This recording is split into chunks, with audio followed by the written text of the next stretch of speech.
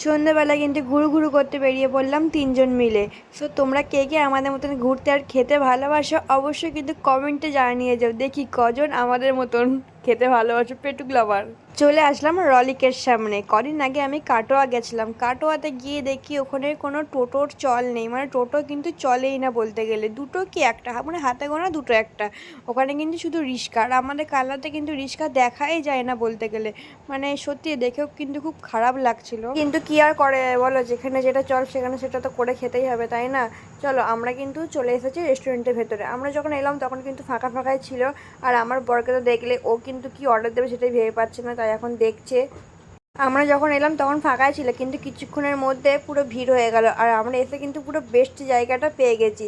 চলো, এখন কিন্তু খাবারও চলে এসেছে। আর বলো তো এটা কী আইটেম, যদি জেনে থাকো অবশ্যই কিন্তু কমেন্টে জানিও, আমি কিন্তু নামটা বলবো না, তোমরাই কিন্তু কমেন্টে জানিয়ে যেও। এখনও তো মেন কোর্স বাকি আছে, চলো সেটাই তোমাদের সঙ্গে শেয়ার করি। Chilli chicken, mix chowmein, mix rice, আর খাবারের কোয়ালিটি কিন্তু দারুণ ছিল, কোনো কথা হবে না। আর আমার বরে কিন্তু কোল্ড ড্রিঙ্কস না হলে হয় না, সব শেষের কোল্ড ড্রিঙ্কসটা চাই। চলো টাটা।